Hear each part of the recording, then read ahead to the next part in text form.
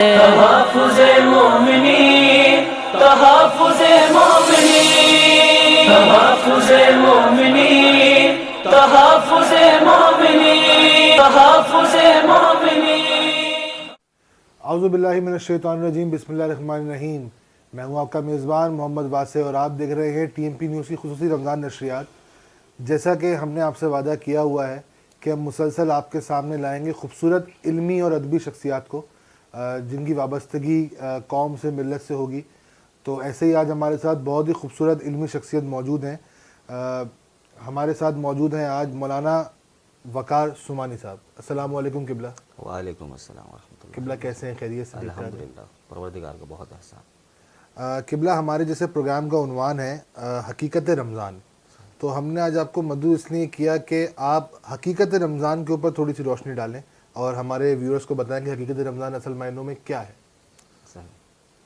بسم اللہ الرحمن الرحیم، رب اشرح لی صدری ویسر لی امری واحلل عقدۃ من لسانی یفقهوا قولی۔ سوال آپ کا رمضان کے متعلق ہے، اور رمضان کے اس بابرکت مہینے میں، اور یہ جو مہینہ ہے نا، اس مہینے کو، بلکہ میں آغاز سے پہلے ایک چیز میں آپ کو بتاتا چلوں کہ جب بھی کوئی انسان چاہتا ہے کہ کسی ادارے میں جائے یا فار ایگزامپل آرمی جوائن کرے، تو آرمی جوائن کرنے سے پہلے اگر آپ نے دیکھا ہو تو ایک ٹریننگ کا سیشن ہوتا ہے۔ جی، یعنی کوئی انسان اگر وہ ٹریننگ کے لیے جاتا ہے، اگر اس معیار پر کمپلیٹ اترتا ہے نا، تو تبھی وہ شرکت کر پاتا ہے، جوائن کر پاتا ہے۔ ایسا ہی ہے۔ ادروائز کیا ہوتا ہے، اس کو اس پروسیس سے آگے جانے نہیں دیتے، ریجیکٹ ہو کے وہ دوبارہ بیک ہو جاتا ہے۔ ایسا ہی ہے۔ یہ اگر آپ کو سمجھ میں آنا، اب میں آپ کو سمجھاتا ہوں قرآن کے حوالے سے، روزے کے حوالے سے کیا سلسلہ ہے۔ جی، کہتے ہیں قرآن مجید کی آیت ہے، بسم اللہ الرحمن الرحیم، یا ایھا الذین آمنوا کتب علیکم الصیام کما کتب علی الذین من قبلکم لعلکم تتقون۔ یہ قرآن کی ایک ایسی آیت آپ نے بار بار سنی ہوگی، علماء کرام بیان کرتے ہیں بار بار۔ جی، یہ آیت جو تھی نا، یہ یہاں پر ختم ہو سکتی تھی، کتب علیکم الصیام کما کتب علی الذین من قبلکم۔ بالکل تو اس قرآن کی آیت میں ایک لفظ آیا ہے لعلکم تتقون، یہ بہت امپورٹنٹ ہے۔ صحیح۔ اس کا مطلب یہ ہوتا ہے کہیں پر جہاں ریزن دیا جاتا ہے، جہاں پہ کسی کی چیز کی علت کو بیان کیا جاتا ہے، تعلیل کو بیان کیا جاتا ہے، وہاں پر لعل کا استعمال ہوتا ہے۔ عوامل میں سے ایک عامل ہے۔ جی، لعلکم بتا رہا ہے تاکہ تم متقی ہو جاؤ۔ صحیح ہے۔ یعنی فار ایگزامپل اگر کوئی شخص روزہ رکھ رہا ہے بٹ وہ متقی نہیں بن پا رہا ہے، تو وہ جو ریزن ہے نا روزے کا، وہ حاصل نہیں ہو پا رہا ہے۔ واہ واہ واہ، بہت خوبصورت بات۔ اور پھر ایک چھوٹی سی پریشانی یہاں پر یہ آتی ہے لعلکم تتقون، تاکہ تم متقی ہو جاؤ، تاکہ تم پرہیزگار ہو جاؤ۔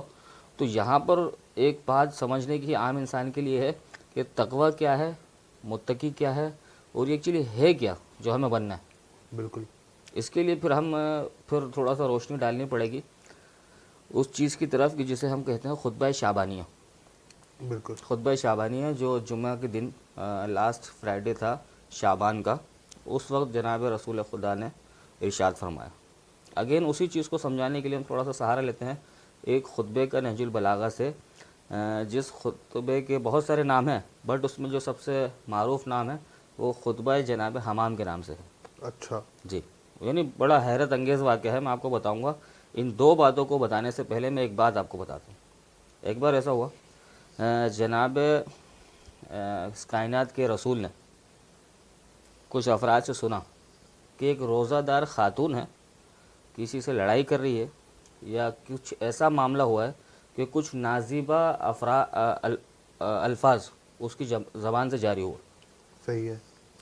جیسے ہی علم ہوا تو رسول خدا نے کیا کیا، کھانا لے کر اس عورت کو بھجوا دیا۔ اچھا۔ روزے دار ہے، روزے کا مہینہ ہے۔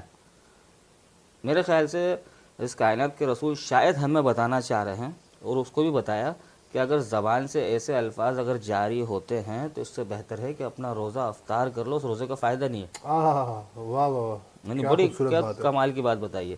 اگین میں اپنی دوسری بات پر آتا ہوں، خطبہ شعبانیہ کے اندر روزے کی فضیلت اور جناب حمام کو جو بتایا ہے مومنین کی خصوصیت، دونوں میں بڑا کمال کنیکشن یہ ہے کہ روزہ جو ہے نا اٹ سیلف، جس طرح سے میں نے آپ کو بتایا نا کہ آرمی کے سلیکشن کے لیے آپ کی ٹریننگ کمپلیٹ ہونی چاہیے، بالکل ایسے ہی ہے۔ روزہ بھی اسی طرح سے ہے کہ روزہ جو ہے نا وہ ایک طرح سے ہماری ٹریننگ ہے کہ اس کے بعد جو 365 ڈیز ہماری زندگی میں آنے ہیں نا وہ کس طرح کے ہو. صحیح. روزہ رکھنے کے بعد ایکچولی ہماری ٹریننگ ہے، پریکٹس ہے، یعنی ہم روزہ رکھیں تاکہ بھوک کو محسوس کر سکیں کہ غریب انسان کے گھر میں جب کچھ نہیں ہوتا اس کی بھوک کیسی ہوتی ہے. اگر اس کے گھر میں بچے رو رہے ہیں بغیر دودھ کے تو وہ فیلنگ کیسی ہوتی ہے. بالکل. وہ تھرسٹی پن جو ہوتا ہے نا، جسے کہتے ہیں پیاس کی شدت، ہم اس کو فیل کریں. آئے. یعنی ایک شخص ہے، یعنی بس پروردگار کا کیا نظام ہے، اس پریکٹس میں ایسی چیزوں کو ڈھالا ہے کہ دیکھیں اگر آپ کا روزہ ہے تو آپ کی آنکھ کا بھی روزہ ہے. بالکل ایسی کہا جاتا ہے کہ صوم العیون وہ صوم الاذن وہ صوم الوجه وہ صوم الرجلین وہ صوم الیدین وہ صوم الوجود الکامل. یعنی روزہ جو ہے نا آپ کے وجود کے ہر حصے کا روزہ ہے. اور جس ایسا ہوتا ہے نا، جیسے ایسا ہوگا کہ ہر حصے کائنات ہمارے وجود کے ہر حصہ گناہ گار ہوتا ہے. بالکل ایسی ہے. اب جب ہر حصہ گناہ گار ہوتا ہے نا، میں نے ایک روایت کے اندر پڑھا تھا مولا امیر کی کہ ہر حصے کے گناہ پروردگار معاف کر دیتا ہے. وہ بڑی کمال کی روایت تھی کہ ایسا تھا کہ من یذکر فضائل علی ابن ابی طالب من لسان غفر اللہ ذنوب اللسان. من یکتب فضائل علی ابن ابی طالب غفر اللہ ذنوب الیدین. من یسمع فضائل علی ابن ابی طالب غفر اللہ ذنوب السماء. من یشوف بعینہ فضائل علی ابن ابی طالب غفر اللہ ذنوب العیون. اس طرح کی ایک طویل روایت میں نے بہار الانوار میں پڑھی. اس میں یہ تھا کہ کوئی شخص فضائل علی ابن ابی طالب اپنی زبان سے پڑھے گا، پروردگار اس کے زبان کے گناہ معاف کر دے گا. اگر کوئی شخص فضائل علی ابن ابی طالب اپنے ہاتھوں سے لکھے گا، پروردگار اس کے ہاتھوں کے گناہ معاف کر دے گا. یعنی کوئی شخص اگر اپنی آنکھوں سے دیکھے گا، آنکھوں کے گناہ معاف ہو جائیں گے. کوئی ذکر علی سننے کے لیے پاؤں سے چلتا ہوا جائے گا، اس کے پاؤں کے گناہ معاف ہو جائیں گے. کوئی شخص دیکھ بھی نہیں رہا، لکھ بھی نہیں رہا، بٹ اپنے کانوں سے سنتا ہے، پروردگار اس کے کانوں کے گناہ معاف کر دے گا. یعنی مجھے ایسا سمجھ میں اس روایت کو پڑھ کے اگر میں روزے کو کنیکٹ کروں کہ ہر چیز گناہ گار بھی ہوتی ہے، پروردگار اس کو معاف بھی کرتا ہے. تو معاف کرا لینے کے لیے تو ذکر علی ہے ہمارے پاس، لیکن یہ جو روزہ ہم نے رکھا ہے نا، اس سے ہمیں سمجھ میں آ رہا ہے کہ ہمارے جسم کے وجود کے ہر حصے کا ہمارا روزہ ہے. ان ساری چیزوں کی حفاظت کرنے کی یہ رمضان میں پریکٹس ہے ہماری. بہت خوبصورت بات. اور جب روزے کے حوالے سے نا، روزہ یعنی عام دنوں میں قرآن مجید کو پڑھنا اٹس سیلف ایک بہت بڑی عبادت ہے، بٹ رمضان میں جو پڑھنا ہے اس کے الگ ہی کمالات ہیں. بالکل. یعنی ایک بار سورہ یاسین کو پڑھنا، من قرأ سورۃ الیاسین کتب لہ 12 مرہ ختم القرآن.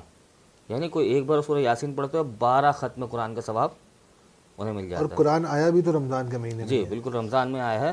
اور اسی کے ساتھ اگر کوئی شخص پڑھتا ہے قرآن کی سورہ اخلاص 1 مرتبہ یا 3 مرتبہ، پھر اسے پورے قرآن کا ثواب عطا ہوتا ہے. واہ واہ. اسی طرح سے قرآن نازل ہونے کا بھی 2 طریقے ہیں، ایک دفعی طریقے سے اور ایک تدریجی طریقے سے. یعنی ایک بار قرآن پورا نازل ہو گیا ایک رات میں. بالکل ایسی ہے. ایک بار قرآن ایسا ہو رہا ہے کہ تدریجاً آہستہ آہستہ اس کی آیتیں نازل ہوتی رہی. یہ ایک طریقہ ہے. رمضان میں جیسے سونا بھی عبادت ہے، رمضان میں سانس لینا بھی عبادت ہے، رمضان کا ہر لمحہ عبادت ہے. اور اسی مہینے کے اندر ہمارے اعمال لکھے جاتے ہیں. اسی مہینے کے اندر جب ہمارے پاس وہ بڑی راتیں آتی ہیں اور ہم اعمال کرتے ہیں تو کیا پیارا جملہ ہے اس آیت کا، وما ادراک ما لیلۃ القدر. یعنی آپ کیا جانو کہ لیلۃ القدر کیا ہے. مجھے 2 جو خاص قسم کے دن ہیں نا، وہ اس تاریخ اسلامی میں بڑے کمال لگتے ہیں. ایک وہاں پر کہ تم کیا جانو کہ کیا ہے لیلۃ القدر. وہاں پہ فرشتوں کا نزول ہے کہ تنزل فرشتہ نازل ہوتے ہیں بِإِذْنِ رَبِّهِمْ، اور پروردگار کے اذن سے وہ فرشتے امام زمانہ کے پاس ہمارے اعمال لے کر جاتے ہیں. پھر وہاں سے مہر لگتی ہے، ختم لگتی ہے، اور ہمارے مستقبل کا فیصلہ ہوتا ہے. بِإِذْنِ رَبِّهِمْ اور ملائکہ کا نزول، 2 چیزوں پر آپ توجہ کیجیے گا. یعنی ہم جو اعمال انجام دیتے ہیں ہمارے فیوچر کے لکھے جاتے ہیں. اولاد، رزق، چیزیں، بزنس، موت، حیات، بہت ساری چیزیں لکھی جا رہی ہوتی ہیں. بالکل. یہ 365 دن میں سے ایک ایسی رات ہے کہ جیسی کوئی رات نہیں. اور اسی رات سے تعبیر دیتے ہوئے ایک حدیث ہے مولا کی شان میں. حدیث کیا کمال ہے آپ سنیے گا. فضل و علی علی هذه الامہ کا فضل و لیلۃ القدر علی سائر اللیالی، یعنی علی کی حیثیت ایسی ہے گویا جیسے شب قدر کی فضیلت ہے اس کائنات کی تمام راتوں کے اوپر، اور خود شب قدر اس ساری راتوں سے بہتر ہے۔ ایک شب قدر ایسی ہے کہ جس کے جیسی کوئی رات نہیں، اور ایک دن ہے ایسا کہ اس دن جیسا کوئی دن نہیں، کیونکہ وہ دن ایسا تھا کہ اس کے بعد ایک قرآن کی آیت نازل ہوتی ہے، بسم اللہ الرحمن الرحیم، الیوم اکملت لکم دینکم اتممت علیکم نعمتی، آج میں نے دین مکمل کر دیا۔ یعنی اتنا بڑا دن تھا کہ مولا کے سر کے اوپر تاج آ گیا، پروردگار کا دین مکمل ہو گیا، اور اس کائنات کی سب سے بڑی عید جسے ہم عید اکبر کہتے ہیں، ایک طرف عید اکبر ہے اور ایک طرف لیلۃ القدر ہے۔ واہ واہ واہ واہ، دونوں طرف کنیکشن آپ دیکھ رہے ہیں، ایک طرف عید ہے اور ایک طرف لیلۃ القدر ہے۔ یہ کمال شان ہے۔ اور مولا کے بارے میں ایک اور روایت ہے کہ فضل و علی علی هذه الامہ کا فضل و شہر رمضان علی باقی الشہور، یعنی امیر المومنین کے بارے میں کہا گیا امیر المومنین کو اس امت کے اوپر وہی حیثیت حاصل ہے جو شہر رمضان کو باقی شہور کے اوپر حاصل ہے۔ یعنی رات ہو تو رات بھی منفرد، اس رات جیسا کون؟ میرا مولا۔ اگر یہ مہینہ بھی اگر 11 مہینوں سے بالکل الگ ہے تو اس مہینے کی طرح افضل کون؟ میرا مولا۔ اور اگین جب ہم رمضان کی باتیں کرتے ہیں، قرآن کی باتیں کرتے ہیں، تفسیر کی باتیں کرتے ہیں، تو تفسیر کا جو حق ہے وہ صرف مولا ہی بیان کر سکتے ہیں۔ اس کی وجہ یہ ہے کہ سارا کا سارا قرآن جو ہے ڈھالا گیا ہے سورہ الحمد میں، اور سارے کے سارے سورہ الحمد کا جو علم ہے وہ ڈھالا گیا ہے بسم اللہ کے اندر، اور پوری بسم اللہ کو سمیٹ کے ڈالا گیا ہے با کے اندر۔ اب با کا جو نقطہ ہے وہ خود بیان کرے کہ قرآن کیا ہے۔ آئے ہائے ہائے آئے ہائے ہائے، کیا کہہ دیا آپ نے قبلہ، کیا کہہ دیا آپ نے۔ اچھا قبلہ یہ بتائیے گا کہ جیسا کہ ہمیں پتہ ہے کہ آپ نے کربلا میں بھی قیام کیا ہے کافی عرصے، تو کربلا کے اندر رمضان کس طرح منائے جاتے ہیں، کس طرح سے وہاں پہ دسترخوان سجتے ہیں، کس طرح سے وہاں پہ اہتمام ہوتا ہے، ذرا بتائیے گا۔ کربلا کے اندر جو ہے نا رمضان یعنی سننے میں اتنا لطیف لگتا ہے، تو کربلا کے اندر اگر رمضان آپ کریں گے تو کیا ہوگا۔ واہ واہ واہ، یعنی وہ لمحہ اس وقت دیکھنے کا ہوتا ہے کہ بین الحرمین ہے، ایک طرف سید الشہداء کا حرم ہے، آہا، ایک طرف ابو الفضل علیہ السلام صلوات اللہ علیہ سلام اللہ علیہ میرے غازی عباس کا حرم ہے۔ بٹوین دونوں حرم کی جو پورا صحن ہے نا، اس صحن کے اوپر اکثر عراقی افراد کیا کرتے ہیں کہ وہ نجف سے، کربلا سے، حیدریہ سے، سماوا سے، ناصریہ سے، بابل سے اور مختلف شہروں سے وہ لوگ آتے ہیں وہاں پر۔ صحیح، ان کی فیملی کی ایک روٹین یہ ہوتی ہے رمضان کے اندر اسپیشلی وہ اپنے گھر سے سارا کھانا پکا کے آتے ہیں، اچھا، ایک دسترخوان ساتھ میں لاتے ہیں کچھ بچھانے کے لیے، وہ بین الحرمین میں سارا دسترخوان بچھا کے پورا بہت اچھا سے انتظام کر کے وہاں پر بیٹھتے ہیں پوری فیملی۔ وہ لمحہ دیکھنے کا ہوتا ہے کہ سید الشہداء کا حرم ہے اور پیاسے روزے دار ہیں، یعنی لوگ حرم کو دیکھ کر رو رہے ہوتے ہیں، رو رہے تو گنبد کی طرف نظر پڑتی ہے، رو رہے ہیں، مولا عباس کا حرم دیکھ رہے ہیں، رو رہے ہیں، اور اسی دوران نماز پڑھتے ہیں اور افطار کا ٹائم ہوتا ہے، اور سید الشہداء کے حرم کو دیکھتے ہوئے گریہ کرتے کرتے وہ پانی کا پہلا گھونٹ پیتے ہیں۔ آئے ہائے، تو کیا کمال منظر ہوگا، اور لوگوں کی محبت کس انداز سے جوش مارتی ہوگی، لوگوں کے اندر محبت اور بڑھ جاتی ہوگی۔ کربلا کی پیاس یاد کرنا، خود پیاسے گلے پر پہلا گھونٹ لگنا، اور اس حرم کے سامنے کہ جس نے چلو میں پانی بھر کے چھوڑ دیا ہو، آئے، اور جیسے لوگ تعبیر کرتے ہیں کہ اس نہر کو تڑپتا ہوا مولانا ایک طرح سے پیاسا چھوڑ دیا۔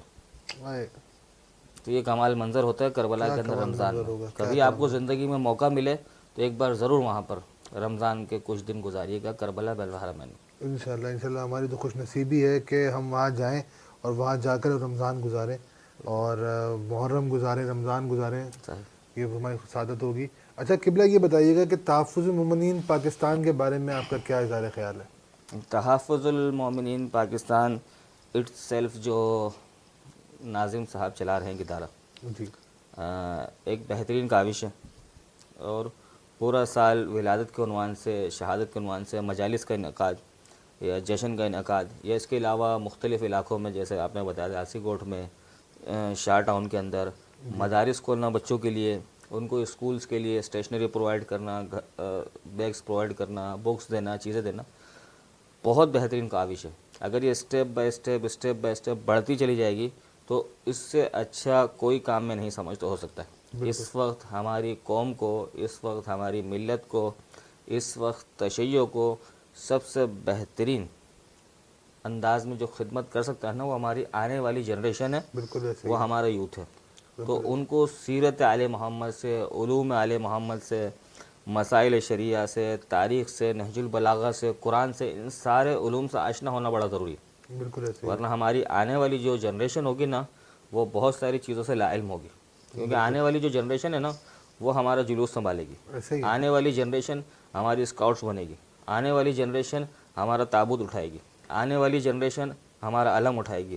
آنے والی جنریشن ہمارے ذوالجناح کو تھامے گی. آنے والی جنریشن ہمارا فرش ازاں بچھائے گی. آنے والی جو جنریشن ہے نا، جو کام آج ہم لوگ کرتے ہیں، آنے والی جنریشن نے اس کو سنبھالنا ہے. تو کیوں نہ ہم ان کو اس انداز سے تیار کریں کہ جو ہماری رسم ہے، یہ رسم ہے، عزاداری ہے، یہ جو ہماری جس چیز کے لیے ہم لوگ خلق ہوئے ہیں، اس کے علاوہ مجھے نہیں لگتا کہ ہمارا کوئی مقصد ہے. بالکل ایسے ہم وہ خاص قوم ہیں جس کے لیے جناب سیدہ کو کہا گیا تھا سلام اللہ علیہا کہ ایک خاص قوم پروردگار خلق کرے گا جو حسین پر گریہ کرے گی. تو مجھے ایسا فیل ہوتا ہے کہ ہمیں صرف اور صرف ولایت علی کو منتقل کرنا ہے اور سید الشہداء علیہ السلام سلام اللہ علیہ کی ذات کے اوپر گریہ کرنا.